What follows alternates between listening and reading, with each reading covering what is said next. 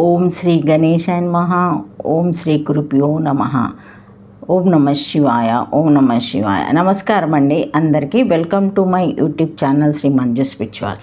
మనము శివయోగం శంకర విజయం టాపిక్పై ఈరోజు వీడియో ఉంటుందండి, చూడగలరు. కానీ అంతకంటే ముందుగా మీరు గనక మొదటిసారి ఈ వీడియో చూస్తూ ఉంటే తప్పకుండా ఒక లైక్ ఇవ్వండి, కామెంట్ పెట్టండి, షేర్ చేయండి. నచ్చితే సబ్స్క్రైబ్ చేసుకోండి. బెల్ అనే ఐకాన్ నొక్కి ఆల్ వీడియోస్ సెలెక్ట్ చేసుకుంటే మేము ఇలాంటి వీడియోస్ అప్లోడ్ చేయగానే ముందుగా మీకు నోటిఫికేషన్ వస్తుంది. అలాగే వీడియో ఎక్కడ కూడా స్కిప్ చేయకుండా చివరి వరకు చూస్తే మేము ఏం చెబుతున్నామో మీకు పూర్తిగా అర్థమవుతుంది. కావున అందరూ ఒక లైక్ ఇవ్వండి, కామెంట్ పెట్టండి, షేర్ చేయండి. ప్లీజ్ నాకు చాలా హెల్ప్ చేసిన వాళ్ళు అవుతారండి. Thank you. ఇంకా వీడియోలోకి వెళ్ళిపోదాము.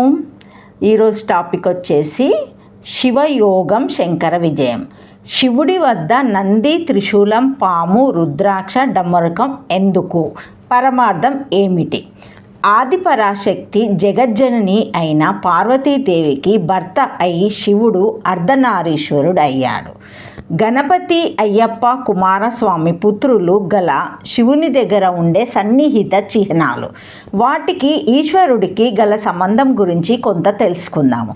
నంది ఎద్దు శివునికి అతి దగ్గరలో ఉన్న ఆప్తమిత్రులలో ఒకటి. ఎందుకంటే నంది అన్ని శివాలయాల వెలుపల కనబడుతుంది. శివభక్తులు తమ కోరికలను శివునికి విన్నవించమని నందీశ్వరుని చెవుల వద్ద బాధలను నివారించమని స్వామివారికి చెప్పు అని గుసగుసగా చెప్పుకుంటారు.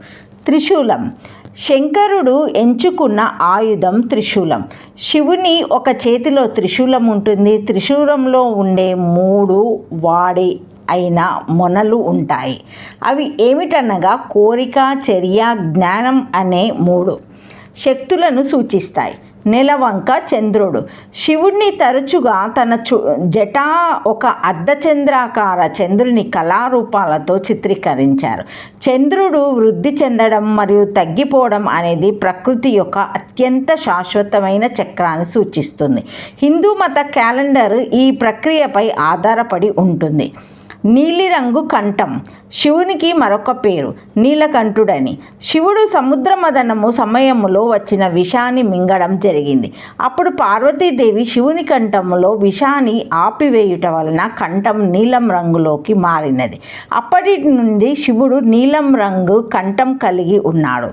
రుద్రాక్ష శివుడు మెడ చుట్టూ రుద్రాక్ష హారమును ధరిస్తాడు. అంతేకాకుండా రుద్రాక్ష యొక్క తాయెత్తులు కలిగి ఉంటుంది. రుద్రాక్ష అనే పదము రుద్ర శివ యొక్క మరొక పేరు మరియు అక్ష అంటే కన్నీళ్ళ నుండి వచ్చినది. ఒక కథ ప్రకారము శివుడు లోతైన ధ్యానం తర్వాత ఆయన కళ్ళు తెరిచిన సమయంలో ఆయన కన్నుల నుండి వచ్చిన కన్నీటి చుక్కలు భూమి మీద పడి అవి పవిత్ర రుద్రాక్ష చెట్టులోకి వెళ్ళినాయి. పాము శివుడు అయిన మెడ చుట్టూ 3 సార్లు చుట్టబడిన ఒక పామును ధరిస్తారు. పాము 3 చుట్టలకు అర్థం భూత, వర్తమాన, భవిష్యత్తు కాలాలని సూచిస్తాయి. నాగదేవతను హిందువులు పూజించే పవిత్రమైన ప్రాణిగా తెలుస్తుంది. 3వ కన్ను శివుని చిహ్నాలలో ఒకటిగా 3వ కన్నును చెప్పవచ్చు. ఆయన నుదుటి పైన మధ్య భాగములో 3వ కన్ను ఉంటుంది. ఆయన చాలా కోపానికి గురి అయినప్పుడు, చెడును నివారించాలనుకున్నప్పుడు మాత్రమే 3వ కన్ను తెరుచుకుంటుంది. అప్పటి నుండి 3వ కన్ను జ్ఞానం మరియు సర్వవ్యాపకత్వం కోసం ఒక చిహ్నంగా మారింది.